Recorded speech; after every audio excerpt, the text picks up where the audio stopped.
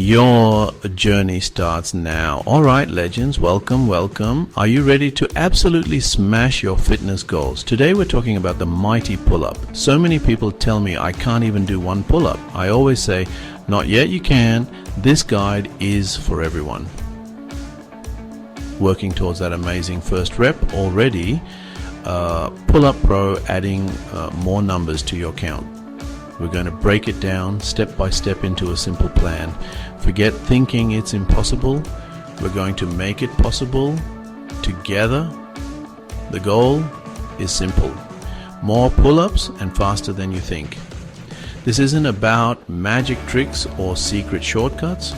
Smart training, consistency, celebrating every little win. Okay team, let's talk about the single most important exercise for building pull-up strength, the negative. If you can't do a pull-up yet, this is your new best friend. A negative is basically the down part of the pull-up, but done super slowly. It's an eccentric movement which is fantastic for building muscle and strength in your back and biceps. The idea is to control your body on the way down, fighting against gravity. This teaches your muscles the exact movement pattern of a pull-up and builds the strength you need to eventually pull yourself up. It's a game changer, I promise you. So how do you do one? It's really simple. Find a pull-up bar and place a box or a bench underneath it. Step up onto the box so that your chin is already over the bar. Grip the bar shoulder width, palms away, engage your core and squeeze your back. Step off the box. Lower yourself down as slowly as you possibly can, 5, 8, even 10 seconds. The goal here is control, not speed. Don't just drop down, fight it every inch until your arms are fully extended. Step back onto the box and repeat. Start with about 3 to 5 sets of 3 to 5 slow negatives. It's going to feel tough and your muscles might be shaking. That's a brilliant sign. It means your muscles are working hard and getting stronger. This exercise directly targets your lats, biceps and shoulders. Consistency with negatives is everything. Try to do them 2 or 3 times a week as part of your workout routine. As you get stronger, you'll find you can lower yourself down even more slowly and with more control. This is a clear sign of progress. Don't get discouraged if it feels really hard at first. Everyone starts somewhere. By mastering the negative, you are laying the most solid foundation possible for achieving that first beautiful full pull-up. Keep at it and you'll be amazed at how quickly your strength builds up. Right then, once you're getting the hang of negatives, it's time to introduce another fantastic tool, assisted pull-ups. This is where you do the full pull-up motion, up and down, but with a little bit of help to reduce your body weight. It lets you practice the complete movement and build strength without lifting your full weight. There are a few great ways to do assisted pull-ups. One of the most popular methods is using resistance bands. Loop a long resistance band over the pull-up bar, creating a big loop that hangs down. Then place one foot or knee into the bottom of the loop. The band will stretch as you lower yourself and its tension will help push you back up. The thicker the band, the more help it gives you. As you get stronger, switch to thinner and thinner bands. Another fantastic option is an assisted pull-up machine. These machines have a padded lever that you kneel on. You can select a weight to counterbalance your body weight. For example, if you weigh 80 kilograms and you set the machine to 30 kilograms, you're only lifting 50 kilograms. This is a brilliant way to track progress with precision. If you don't have bands or a machine, ask a friend or workout partner to help. They can stand behind you and give a gentle push on your back or hold your feet to help you get over the bar. Let's chat about something that often gets overlooked but is absolutely crucial for pull-ups: your grip strength. You can have the strongest back and biceps in the world, but if your hands can't hold onto the bar long enough, you're not going to be able to do many reps. Your grip is literally your connection to the bar. So we need to make it as strong as possible. The most direct way to improve your grip for pull-ups is by simply hanging from the bar. This is called a dead hang. Grab the pull-up bar with an overhand grip, just like you would for a pull-up, and hang with your arms fully extended. Keep your shoulders engaged, pull them down and away from your ears rather than letting them slump. This protects your shoulder joints and activates your back muscles. The goal is to hang for as long as you possibly can, time yourself and try to beat your record each time. When you start, you might only be able to hang for 10 or 15 seconds, and that's absolutely fine. It's tougher than it looks. Aim to do 3 to 4 sets of dead hangs at the end of your workouts. As you get stronger, increase the challenge. Try hanging with one arm at a time for a few seconds. You can also try active hang with your arms straight, but pull your shoulder blades down and together slightly lift your body without bending your arms. This builds stability and strength in your upper back. Don't just limit your grip training to dead hangs. Once you start getting comfortable on the bar, it's time to play around and honestly have some fun with different grips. Sticking to just one type of pull-up is like only eating chicken and broccoli every single day.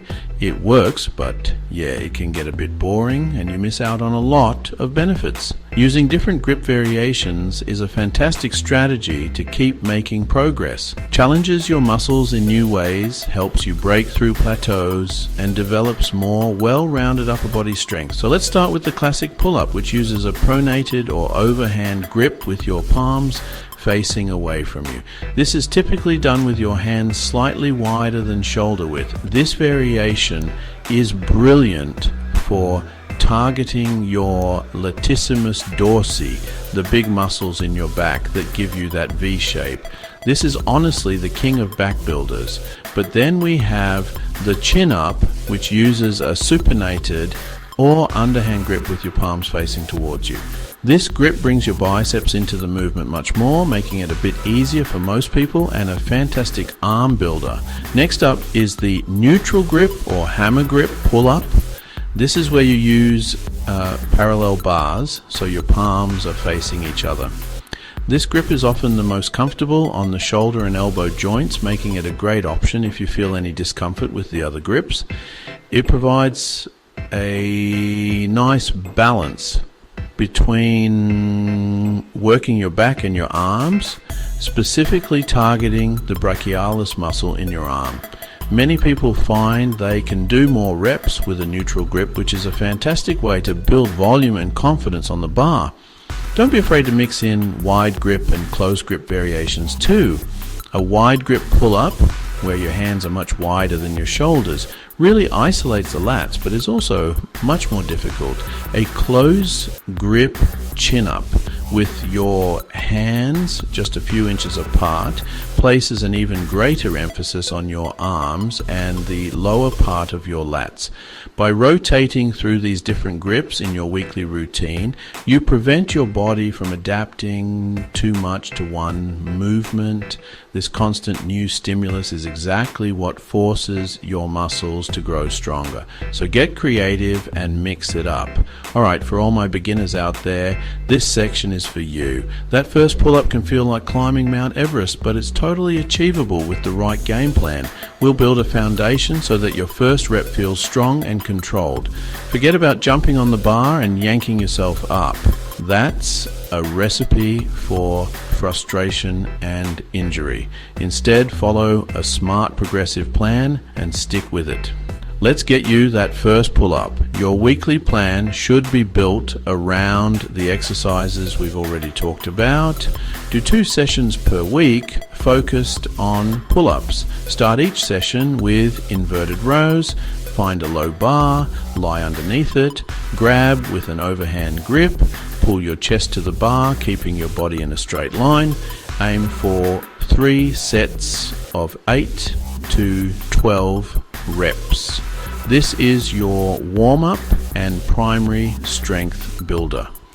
After your rouse, it's time for the main event, pull-up negatives. So, you've conquered your first pull-up, or maybe you can already do a solid set of 5 or 8, but you've hit a wall.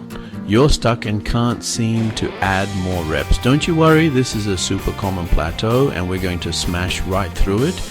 To get from good to great, we need to get a bit more strategic with our training. It's time to introduce some advanced methods that will force your body to adapt and grow stronger. This is where we turn up the intensity and start chasing those bigger numbers. Let's get it. One of the best ways to increase your reps is to use grease the groove training. This method, made popular by strength coach Pavel Tsatsouline, is all about frequency over intensity. Instead of doing one massive, exhausting pull-up session, you do multiple easy sets throughout the day. For example, if your maximum is 8 pull-ups, you would do several sets of 4 or 5 reps spread across the entire day. You never go to failure. This trains your nervous system to become incredibly efficient at the pull-up movement pattern, making it feel easier and leading to rapid strength gains. Another brilliant advanced technique is to add weight. Once you can comfortably do a set of 8 to 10 pull-ups with perfect form, adding external resistance is the next logical step. You can use a dip belt with weight plates, hold a dumbbell between your feet, or wear a weighted vest. Start with a small amount of weight, maybe just 2.5 or 5 kilograms, and aim for sets in the 5 to 8 rep range. This weighted training builds top-end strength. After a few weeks of training with the extra weight, when you go back to doing bodyweight pull-ups, you'll feel incredibly light and will likely fly past your old rep record. Finally, let's talk about pyramid training. This is a fantastic way to build volume and mental toughness. A pyramid set might look like this. You do 1 pull-up, rest briefly, then 2 pull-ups, rest, then 3, and so on until you reach your max for a single set. Then you come back down the pyramid, for example, 1, 2, 3, 4, 5, 4, 3, 2, 1. This structure allows you to accumulate a high number of reps in a single workout without completely burning out. It's a tough but incredibly effective way to build the muscular endurance needed to hit double-digit pull-up numbers. To become a true pull-up master, you can't just do pull-ups all day long. Accessory exercises are the supporting cast that strengthens all the little muscles that help with your pull-ups. Listen up, this part is just as important as any exercise we've talked about. You can do negatives, you can do weighted pull-ups, but if you're not fueling your body properly and getting enough rest, you're just spinning your wheels. Your muscles don't get stronger in the gym. They get stronger when you're resting and recovering. The work you do in the gym is the signal. Building happens when you're eating and sleeping. So let's make sure you're giving your body the right building blocks. Nutrition is key. To build muscle, eat enough protein. Protein equals amino acids, the building blocks of muscle. After a tough pull-up session, muscles are broken down. They need protein to repair and get stronger. Aim for a protein source with every meal. Think chicken, fish, eggs, lean meat, lentils, beans, tofu. Post-workout protein shake can kickstart recovery. Don't fear carbohydrates. Carbs are your body's primary energy source. They fuel intense workouts. Low carbs equals sluggish, weak training. Choose complex carbs, oats, brown rice, quinoa, sweet potatoes. Drink plenty of water throughout the day. Stay hydrated. And finally, sleep, the magic ingredient. Sleep is when most muscle repair and growth hormone release happens. Less than 7 to 8 hours regularly. You're shortchanging recovery and progress. Quality matters too. Create a relaxing bedtime routine. Avoid screens before bed. Make your bedroom dark and quiet. Treat recovery like training and you'll get stronger faster and smash your pull-up goals. Right then, team, we've covered everything. We've gone through the step-by-step progressions. Negatives, assisted reps, weighted pull-ups. We've talked about grip strength, accessory work, good food, proper rest.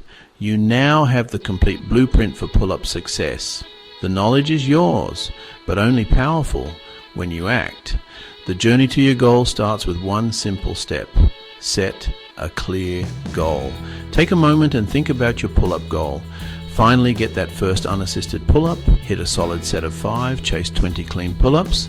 Make it specific and realistic. Write it down. Once you have it, track your progress. Keep a workout journal, write everything. Head to the comments and share 2 things, your current pull-up number and the goal you just set. Let's do this.